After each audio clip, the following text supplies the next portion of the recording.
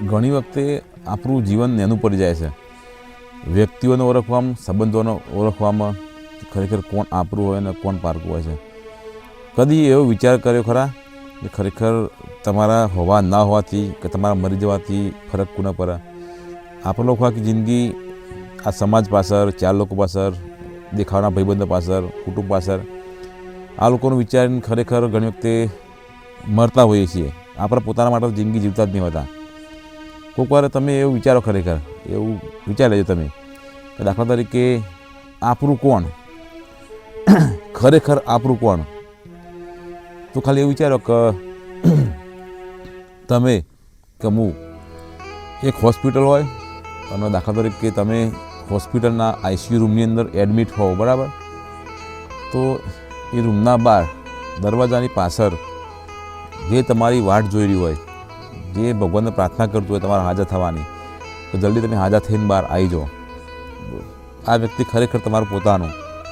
અને ઘણી વખતે મેં એવું જોયું છે કે આવા લોકો આખી જિંદગી કદી તમારા ઘરે એવું ફીલ નહીં કરાવે, તો કદી તમને એવું કહેશે નહીં કે એ લોકોનો તમારા પ્રત્યે કેટલી લાગણી હોય. જ્યારે ઘણી વખતે એવું થાય કે છેલ્લી ઘડી હોય, મોતની છેલ્લી ઘડી હોય, ત્યાં તે મરવાના આરા હોય, ત્યાં આપણને એ વસ્તુ રિયલાઇઝ થતું હોય કે આખી જિંદગી જે લોકોએ પોતાના હોવાનો દેખાવ કર્યો કે ભાઈ હું તમારો છું, હું તમારા માટે બધું જ કરે, અને જ્યારે તમે આઈસીયુમાં હોય, દવાખાનામાં હોય, એ લોકોને ખબર બી હોય કે તમે 5-10 દિવસથી દવાખાનામાં એડમિટ છો, એટલા જેને તમે પોતાના માનતા એવા લોકો તો ઘણી વખતે તમારી ખબર લેવા નહીં આવતા. એવી એ લોકો બીક હોય, કદાચ દવાખાને જશું, ખબર લેવા જશું, પૈસા માગી લેશું તો, મદદ માગી લેશું તો લોકો ભાગતા હોય. પણ એવા લોકો જોયા છે કે જે જનરલી જતા હતા એવું ઓછું હોય કે અમે તમને પ્રેમ કરીએ, અમે તમારા ઘરે નાખીએ, પણ જ્યારે આવી હાલત આવે ને એટલે લોકોની અંદરનું જે વસ્તુ બહાર નીકળી આવે. એટલે સંબંધોને ઘણી વ્યક્તિ ઓળખી લેવું. પેલું કહેવાય ને કે હર કાળી ટંકી સિન્ટેક્સ નહીં હોતી, દરેક ચમકતી વસ્તુ હોનું ના હોય. એને દરેક પોતાના પોનું બતાવતા લોકો હોય કે આપણને વધારે સારું લગાવવા માટે જે લોકો ફરતા હોય જગતની અંદર, આપણને બહુ સારી સારી વાતો કરતા હોય, તો એવું જરૂર નહીં હોતું ખરેખર એ લોકો આપણા જ હોય. અમુક વ્યક્તિઓ જીવનની અંદર આપણને એવા મળ્યું તો જે લોકો મોઢા ઉપર બહુ જ મેઠી વાતો કરતા હોય, અમૃત જેવી મેઠી વાતો કરતા હોય આપણા મોઢા ઉપર. આપણને એવું લાગે કે આ તો માણસ બહુ જોરદાર છે, પણ સારી વાતો કરનારો સારો ના હોય. મોઢા પર તમારા માટે સારી વાતો કરનારો એવું જરૂર નહીં કે એના મનમાં તમારા માટે સારું જ વિચારતો હોય. અને ઘણા લોકો એવા હોય કે જે તમારા મોઢા પર તમને ખોટું લાગે, કડવું લાગે એવું બોલતા હોય. તો મોઢા પર ખોટી વાતો કરનારો જરૂર નહીં કે એના મનમાં તમારા વિશે ખોટું જ વિચારતો હોય. ઘણા બધા સંબંધ એવા હશે, મિત્રો એવા હશે, ભાઈબંધો એવા હશે, આપણો મા બાપ પણ જોઈ લેવા. તો ઘણી વખતે આપણને ખોટું લાગે મોઢાથી એ લોકો આપણા મા બાપ એવું બોલે કે અમુક ભાઈબંધ એવા બોલે મોઢા પર ખબર ઝેર જેવું લાગે ખબર આમ, પણ અને ખોટું લાગે એવું બોલવું. પણ જરૂર નહીં કે એ લોકો આપણને ખોટું લાગે એવું બોલતા હોય તો એમના મનમાં આપણા માટે કોઈ ખોટો ભાવ હોય, ઈચ્છા કરતા હોય, આપણા પ્રત્યે ગુસ્સે હોય. કોઈ પણ ભાઈબંધને ઘણી વખતે ખોટું કરતો હોય તો તમે એના મનમાં એવું ના વિચારે કે હું એને કોઈ કહી દઉં તો એને ખોટું લાગશે. ખોટું લાગે ચાલે, કોઈ ભાઈબંધના કાંઈ ખોટું થાય એના કરતાં ખોટું લાગે ને તો ચાલે. પણ મોટાભાગના લોકો પોતાનો પર્સનલ સ્વાર્થ હોય, પર્સનલ મતલબ હોય, કોઈનાથી મતલબ નીકળી જતો હોય તો એ પર્સનલ સ્વાર્થના ખાતર ભાઈબંધ ખોટું કરતો હોય, ભલે કોમ પડતો તેને પરવા દે, બીજાને જે કહો દે, મને એનાથી મતલબ નીકળે, મારું કોમ નીકળે ને તો ચાલે. એટલે લોકો આવા આપણા પર્સનલ સ્વાર્થ લખી ભાઈબંધ ભલે ખોટા માગી જતો હોય, દારૂ પીતો હોય, વ્યસન કરતો હોય, આપણે નહીં બોલતા, આપણા મતલબથી મતલબ રાખીએ. ઘણા બધા લોકો આવા લુખ્ખા છે. એટલે જોઈ લેવું મોઢા પર ખોટું. તમારું ફ્રેન્ડ સર્કલ કે મિત્રો હંમેશા એવા ના રાખવા કે જે લોકો હંમેશા તમારી ખુશામત કરે, તમને હારી હારી વાતો કરું, તમને તમે તમારી પ્રશંસા જ કરું. જો ભાઈબંધ તમને કડક થઈને ઘણી વખતે કશું બોલતો ના હોય, બરાબર, તો એને ભાઈબંધ ના કહેવાય. એટલે કે જે તમારો ભાઈબંધ હોય એ હંમેશા તમારું ભલું વિચારતું હોય, બરાબર. તમે આરસુથી બેસતા હોય, કોમ ન કરતા હોય અને લાગતો હોય કે આ વ્યક્તિનો ખોટો ટાઈમ પાસ કરે છે, અને વિચારતો હોય કે મારો ભાઈબંધ આ રીતે દારા કાઢશે તો આગળ જઈને તકલીફ પડશે. અને તમારા ભલા માટે તમને ઘણી વ્યક્તિ મોઢા પર કહી દેતો હોય કે ભાઈ તું ખોટું કર, ટાઈમ બગાડ. તો આપણને આવા લોકો નહીં ગમતા, આપણને દુશ્મન લાગે કે હારો કે મારા પ્રત્યે ઈચ્છા કરે કે મને બોલી સમજો. અને અમુક લોકો એવા હોય બસ તમે ભલે ગમે તે 24 કલાક રખડતા હોય, બરાબર, દારૂ પીતા હોય, એને કોઈ ના પડી હોય કે આપણો ભાઈબંધ છે એના કાંઈ ફરીએ, જો દિન આપણને પૈસા છે તો આપણે ફરી રાખીએ, અને જાને એ પાર્ટી પડશે એટલે આપણા બીજા રસ્તે બીજો ભાઈબંધ. એટલે આવા લુખ્ખાઓ બહુ હશે. એટલે ભાઈબંધો હંમેશા એવા રાખવા કે મોઢા પર જ કહી દે મારા ઘણા બધા ભાઈબંધ એવા હતા કે એક દરેક નહીં કહેતા કે જીવનની અંદર સારો ખરાબ સમય દરેકનો આવે, પણ માણસ પાવ છે એવો છે ખબર કે જો બીજાની જિંદગીમાં ખરાબ સમય આવે ને તો પાછું એને આપણા લોકો એવું કહીએ, મોટાભાગના લોકો એવું કહેતા હોય આ તો કે તમારો કર્મ નહોતો સારો, કે તમે જેને તે લોકોનું કરી નાખી દો, તમારો કાંડ એવો છે એટલે કે તમારા જિંદગીમાં ખરાબ સમય આવ્યો, કે તમારું કરેલું તમારા આગળ આવ્યું.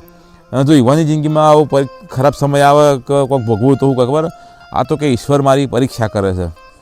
બીજાની જિંદગીમાં તકલીફ આવતી એમ કહેવાય કે તમારો કર્મ, અને યુવાન જિંદગીમાં કોઈ ખરાબ સમય આવતો એમ કહે તો કે ભગવાન મારી પરીક્ષા કરે છે. ખેર આ વાત તો એવું, પણ અમુક ભાઈબંધો એવા હોય કે આપણે મોઢા પર જ કહી દો, આપણે ખોટું કરતા હોય તો મોઢા પર ધારો દઈને કહી દો, એવું ના વિચારે કોને ખોટું લાગશે. અને સમય ઓખ ઉગાડે એના પહેલાં ઓખ ઉગાડનારા ઘણા બધા ભાઈબંધો આપણી જિંદગીમાં હોય છે, આપણા આસપાસમાં આપણા સર્કલમાં જ્યાં ભાઈબંધો હોય છે, 10 ભાઈબંધો હોય ને એમાં 1-2 તો એવા હોય જ આપણને લાગે ઝેર કરવા ઝેર જેવા, પણ એ લોકો સમય ઓખ ઉગાડના પહેલાં આપણે ઓખ ઉગાડનારા હોય. મારે અમુક એવા ભાઈબંધો હતા કે એ લોકો અમુક ટાઈમે કહેતા કે ભાઈ આ તમારી આસપાસ જેટલા બધા માણસો ફરે છે, જેટલા બી ભાઈબંધો છે તમારા, એ બધા સ્વાર્થી છે, મતલબી છે, એમના મતલબથી એમના સ્વાર્થથી તમારા આજુબાજુમાં ફરે છે, બરાબર. જે દિવસ તમારો સમય પરીક્ષાનો આવશે કે તો એ લોકોનો તમારાથી સ્વાર્થ મટી જશે, તમારા પાસેથી બધું શીખી જશે, એ વખતે આ બધામાંથી એક તમારા આજુબાજુ જોવા નહીં મળે.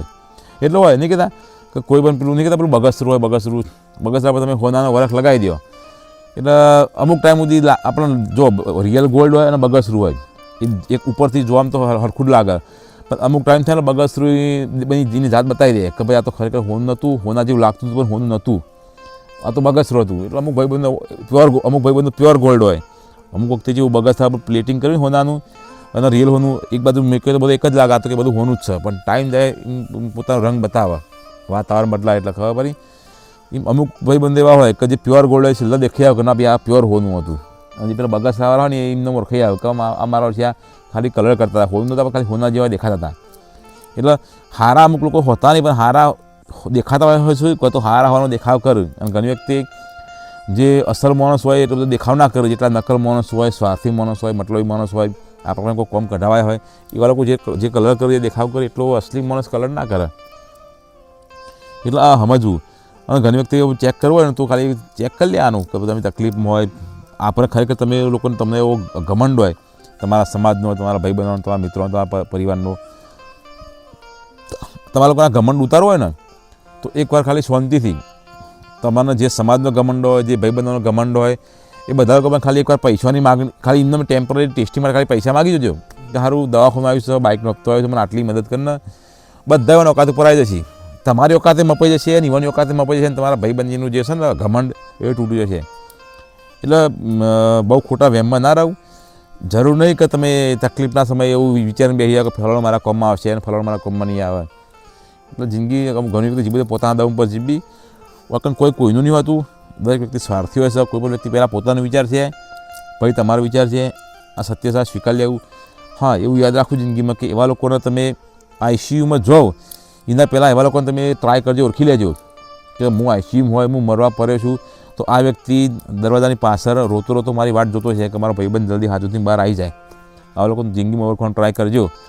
બાકી દેખાવાના મતલબના લોકો તો ઘણા બધા છે, ઘણા બધા લોકો તો એવા છે કે આઈસીયુમાં જો તો એ મરી જાઓ, તમારે સ્મશાન લઈ જશો ને તમારી લાશ હરકતી છે, તો એ ઘણા લોકો તો આમ બેનો મસ્ત વાતો કરતા છે, બીડીએ ફૂંકતા છે, ગેર જવાની ઉતાવળ છે, આવા લોકો છે. એટલે આવા લોકો માટે બહુ ના વિચારો. દુનિયાની અંદર ખબર નહીં કે કેટલા કરોડ, અરબો, 700, 800, 900 કરોડ દુનિયા માણસો છે, એટલા લોકો ના વિચારો, ખાલી 2-4 લોકોનો વિચારો. ખરેખર એ 700, 800, 900 કરોડમાંથી 2-4 લોકો ખરેખર આપણા પોતાના હોય છે. એટલા લોકોનો વિચારો અને એટલા લોકો જોડે જ રહો, બહુ બાકી ટોર ભેગો કરો કોઈ મતલબ નહીં. બાકી તમે બધા લોકો સમજદાર જ છો. ચેનલમાં તમે લોકો નવા હોય તો સબસ્ક્રાઈબ જરૂર કરજો, કોમેન્ટ કરજો, બરાબર, લાઈક કરવાનું ભૂલતા નહીં. આપણે આવાના વિડીયો અપલોડ કરતા રહીશું.